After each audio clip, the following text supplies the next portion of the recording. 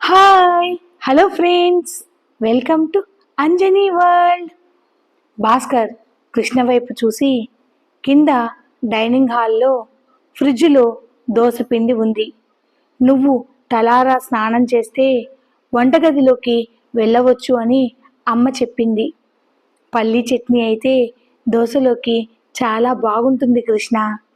నువ్వు ముందు తలారా స్నానం చేసి కిచెన్లోకి వెళ్ళి నీకు నాకు ఇద్దరికి దోశలు పోసి ఉంచు. ఆలోపు నేను ఫ్రెష్ అయ్యి కిందికి వస్తాను. ఇద్దరం కలిసి టిఫిన్ చేద్దాము అని అంటాడు భాస్కర్. కృష్ణ తన తలను గుండ్రంగా ఊపుతుంది. కొత్తగా వర్క్ నేర్చుకునే హడావుడిలో కృష్ణకి వంట రాదు అనే విషయం పూర్తిగా మర్చిపోయాడు మన భాస్కర్.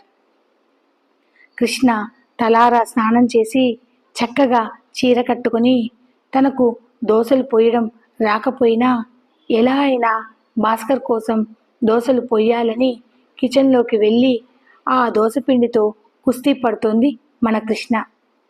ఒక 20 నిమిషాలకి భాస్కర్ తన వర్కుని పక్కన పెట్టి తన ల్యాప్టాప్లో రామయ్య ఇంటిని, నాగేంద్ర ఇంటిని, అలానే తన ఇంటి సెక్యూరిటీని చెక్ చేస్తూ అంతా బాగానే ఉంది అనుకొని కొంచెం సేపు రిలాక్స్ అవుతాడు భాస్కర్. వెంటనే భాస్కర్కి కృష్ణకి దోశలు పోయడం వచ్చా రాదా? నాకు తెలిసినంత వరకు కృష్ణకి వంట చేయడం రాదు కదా. మరి నేను చెప్పిన దానికి తల ఊపి కిచెన్లోకి వెళ్ళిందే. మళ్ళీ తనకు తానే తన మనసులో, భాస్కర్ నువ్వు ప్రతిదానికి కంగారు పడుతున్నావురా. వంటంటే చాలా పనులే ఉంటాయి, దానికి చెయ్యడం కష్టం. దోశదేముంది, పెనం మీద పొయ్యడమేగా, తనకి వచ్చే ఉంటుందిలే. నిన్న పాలపూరీనే చేసి నన్ను ఇంప్రెస్ చేసింది నా కృష్ణ. ఈరోజు పల్లీ చట్నీ చేసి దోశలు పోసి నన్ను సర్ప్రైజ్ చేస్తుందేమో నా కృష్ణ అని తనలో తానే మురిసిపోతూ భాస్కర్ ఫ్రెష్ అయ్యి కిందికి వచ్చి కిచెన్ వైపు చూశాడు. అప్పటికే టైం 8 కావడంతో డైనింగ్ టేబుల్ దగ్గర కూర్చొని టిఫిన్ కోసం ఎదురు చూస్తున్నాడు భాస్కర్. కిచెన్లో నుంచి ఎంతసేపటికి కృష్ణ బయటికి రాదు. భాస్కర్, కృష్ణ టిఫిన్ రెడీనా, ఇంకా టైం పడుతుందా అని అడుగుతాడు. అప్పుడే కృష్ణ వంటగది నుండి బయటకి వస్తుంది. భాస్కర్ ఆశ్చర్యపోతూ కృష్ణ వైపు చూశాడు. ఒక చేతిలో పెనం పట్టుకొని మరో చేతిలో అట్లకాడను పట్టుకొని నిలబడి ఉంది కృష్ణ. భాస్కర్ గట్టిగా నవ్వుతూ, ఏంటే ఈ అవతారం, పెనం మీద దోశలు వేయకుండా నీ ఒంటి మీద ఆ దోశపిండిని రాసుకుంటే ఆ దోశలు రావమ్మా అని వెటకారంగా అంటాడు భాస్కర్. బావా, నేను పెనం మీదే దోశలను వేశాను, కానీ అవి పైకి లేవడం లేదు బావా అని అమాయకంగా చెప్పింది కృష్ణ. తమరు గంట నుంచి వంటగదిలో ఉండి ఒక్క దోశను కూడా పోయలేదా కృష్ణ అని అడుగుతాడు భాస్కర్. ఎందుకు పోయలేదు బావా? 6 దోశలు పోశాను, ఇప్పుడే వాటిని తెస్తాను ఉండు అని చెప్పింది కృష్ణ. కృష్ణ హాట్ బాక్స్లో దోశలను తీసుకుని వచ్చి డైనింగ్ టేబుల్ మీద పెట్టింది. అలానే తాను తయారు చేసిన పల్లీ చట్నీని కూడా తీసుకుని వచ్చి డైనింగ్ టేబుల్ మీద పెట్టింది. చూడు బావా, నాకు దోశలు వేయడం రాకపోయినా కష్టపడి నీకోసమే దోశలు పోశాను. వంక పెట్టకుండా తినాలి అని ఒక రకమైన బెదిరింపుతోనే చెప్పింది కృష్ణ. తమరి వాలకం చూస్తుంటే ఆ దోశలు ఏ లెవెల్లో వచ్చాయో నాకు అర్థమవుతోంది లేవే అని అంటూ హాట్ బాక్స్ని ఓపెన్ చేశాడు భాస్కర్. అందులో ఉన్న దోశలను చూసి భాస్కర్ ఆశ్చర్యంగా కృష్ణ వైపు చూస్తూ, దోశలేవే కృష్ణ అని అడుగుతాడు. అదిగో బావా, అవేకా దోశలు అని అంటుంది కృష్ణ. వీటిని దోశలు అని ఎవరంటారే కృష్ణ అని అడుగుతాడు భాస్కర్. వీటిని నేను ఎలా తినాలి అంటూ హాట్ బాక్స్లో నుంచి ఒక్కొక్క దోస ముక్కను తీస్తూ, అది కూడా సగం ఖాళీ కాలక పచ్చిగా ఉన్న కొన్ని దోస ముక్కలు, మరికొన్ని దోస ముక్కలైతే పూర్తిగా మాడిపోయి ఉన్నాయి. భాస్కర్ కృష్ణ వైపు చూసి, ఏంటే వీటిని దోశలు అంటారా అని కృష్ణ వైపు చూశాడు. మరి కాదా బావా, రౌండ్గా ఉంటేనే వాటిని దోశలు అంటారా? చివరికి ఆ రౌండ్గా ఉన్న దోశల్ని చిన్న చిన్న పీసెస్ని చేసుకునే కదా మనం తినాలి. ఆ కష్టం కూడా నీకు లేకుండా ముందుగానే చిన్న చిన్న ముక్కలను చేసి నీ ముందు పెట్టానులే బావా అని తెలివిగా తన పనిని సమర్థించుకుంటూ చెప్పింది కృష్ణ. సరే అని చట్నీ వైపు చూశాడు భాస్కర్. పల్లీలు, పచ్చిమిరపకాయలు, ఉప్పు, నీళ్లు మాత్రమే అందులో ఉన్నది. భాస్కర్ తన తలని కొట్టుకుంటూ, నీకు దోసలు పోయడం రాదు, కనీసం అందులో చట్నీ చేయడం కూడా రాదా అని అంటూ, నీకు దోసలు పోయడం రాకపోతే నాకు చెప్పొచ్చు కదా కృష్ణ, ఇలా పిండినంతా వేస్ట్ చేస్తారా ఎవరైనా అని గట్టిగా అరుస్తాడు. కృష్ణ బుంగమూతి పెట్టుకుని, నాకు దోసలు పోయడం రాదు అని రాగం తీస్తూ చెప్పింది.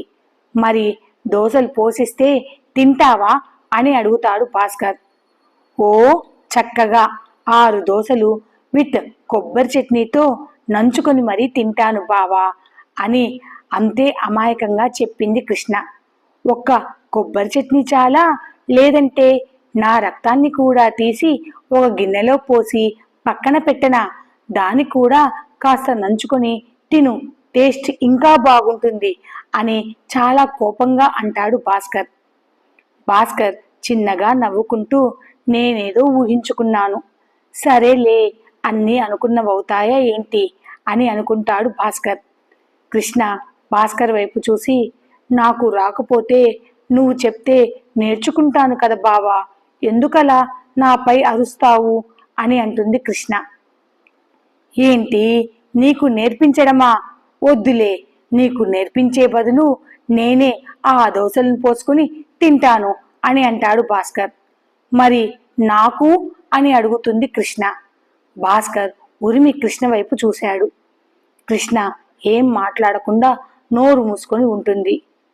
భాస్కర్ కిచెన్లోకి వచ్చి మొదట దోసపిండిని ఎలా కలుపుకోవాలో కృష్ణకి చెప్పి, దోశలను పెనం మీద ఎలా పోయాలో చెబుతూ చూపిస్తూ దోశలను పోస్తున్నాడు భాస్కర్.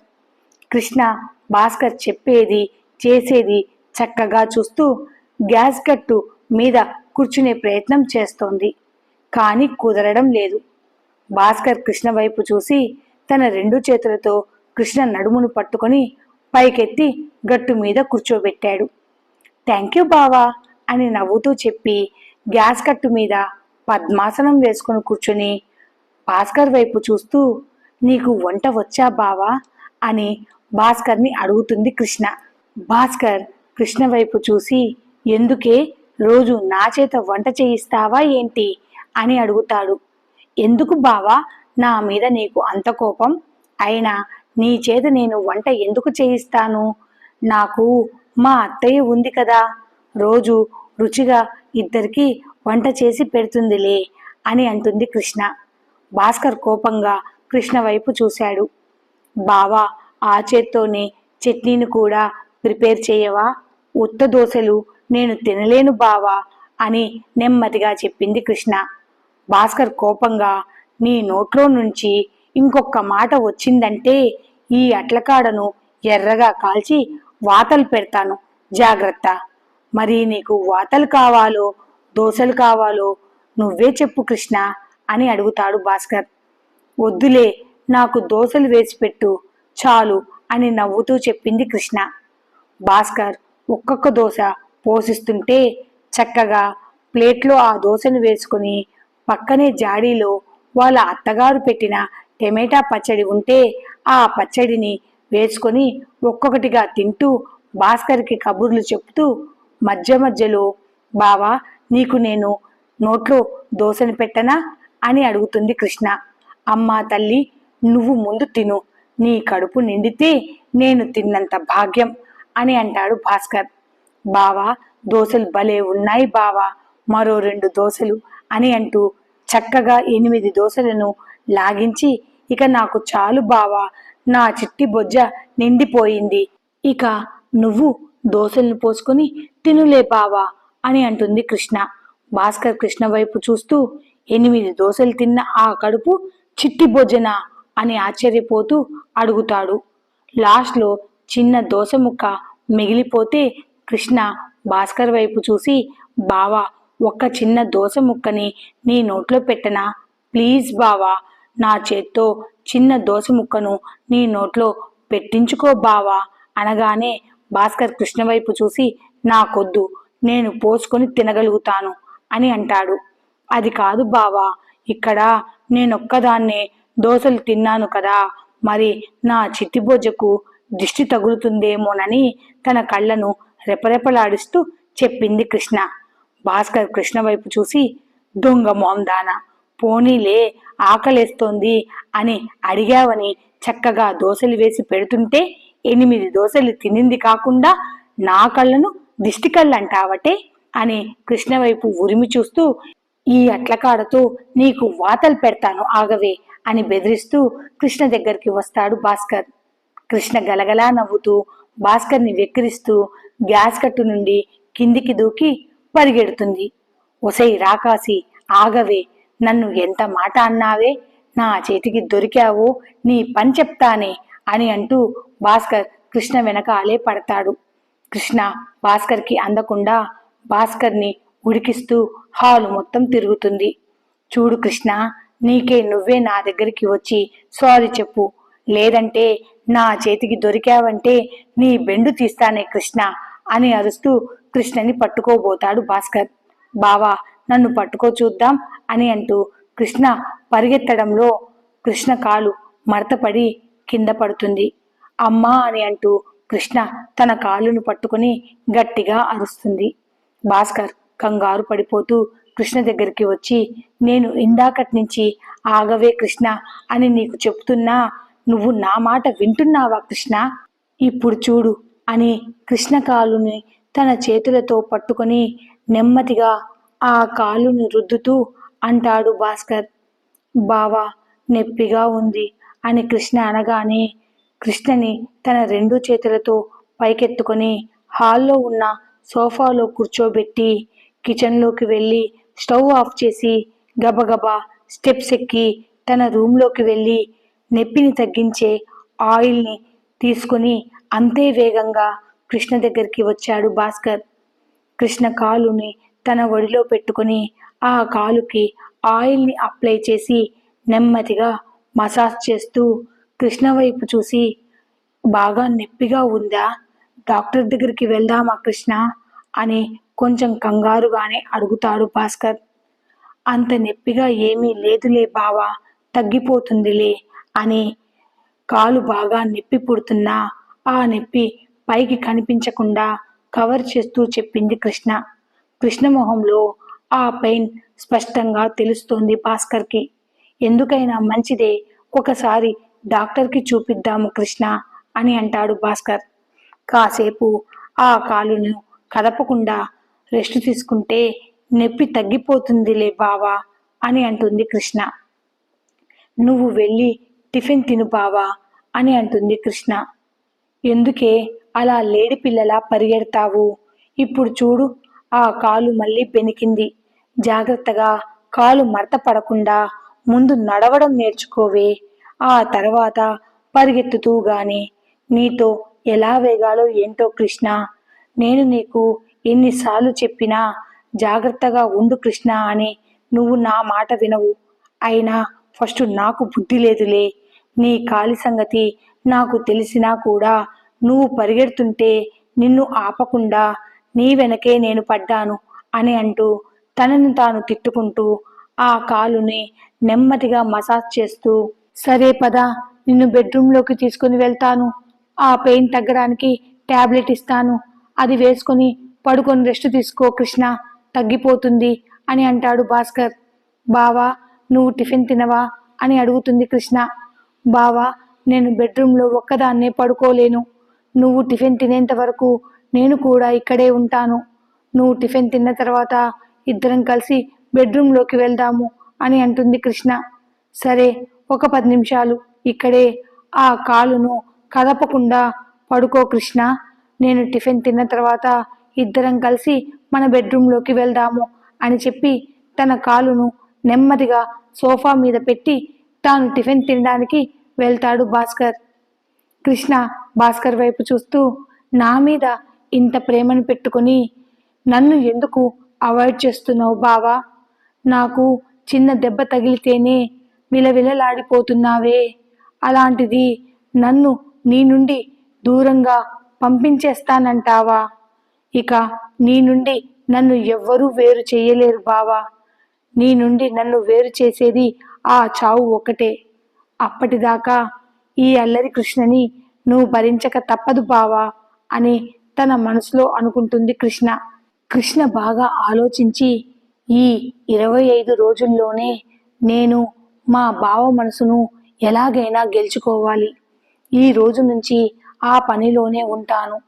నా నుండి మా బావ ఎలా తప్పించుకుంటాడో నేను చూస్తాను అని తన మనసులో అనుకుంటుంది కృష్ణ.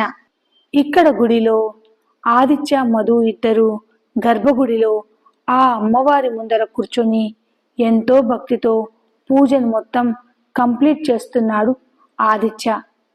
మధు మాటి మాటికి కునికిపాట్లు పడుతూ పూజ మొదలైనప్పటి నుంచి దాదాపు పూజ ఎండ్ అయ్యేంత వరకు ఆదిత్య భుజాల మీద పడుకుని హాయిగా నిద్రపోయింది.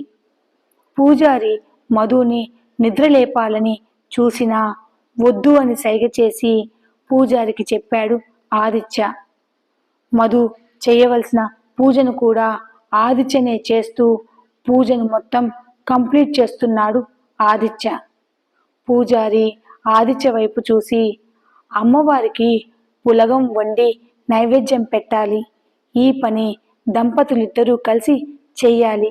కాస్త నీ భార్యను నిద్ర లేపవయ్యా అని అంటాడు. ఆదిత్య నెమ్మదిగా మధుని నిద్రలేపుతాడు.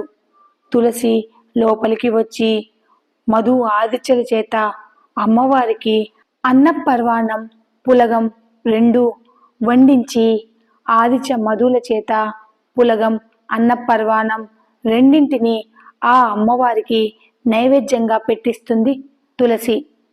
పూజ మొత్తం ఎటువంటి ఆటంకం లేకుండా జరిగిపోతున్నది. అప్పుడే విజయ్ గుడి లోపలికి వస్తాడు. కనకాంబరం కలర్ షర్టుకి కాఫీ కలర్ ప్యాంటు వేసుకొని చాలా అంటే చాలా హ్యాండ్సమ్గా రెడీ అయ్యి గుడి లోపలికి అడుగుపెట్టాడు విజయ్. విజయ్ ఆ గుడి చుట్టూ ఉన్న సెక్యూరిటీని గమనిస్తూ, లోపల కూడా ఉన్న సెక్యూరిటీని గమనిస్తూ విక్రమ్తో మాట్లాడుతూ వసుధ వైపు చూశాడు.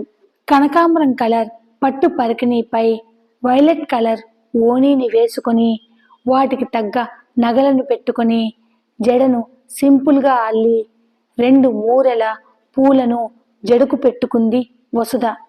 నల్లటి కాటుక కళ్ళను అటూ ఇటూ తిప్పుతూ ఎర్రటి పెదాలతో మీనాక్షితో మాట్లాడుతూ కనిపించింది వసుధ. విజయ్ వసుధ వైపు అలా చూస్తున్నాడు. ఆ పట్టు పరికిణీలో కుందనపు బొమ్మలా కనపడుతున్న వసుధపై నుంచి తన చూపును అసలు తిప్పుకోలేకపోతున్నాడు విజయ్. ఈ స్టోరీ అప్డేట్ కనుక మీకు నచ్చినట్లయితే please like, share and subscribe. Thanks for watching. కొంచెం సబ్స్క్రైబ్ చేసుకోండి ప్లీజ్.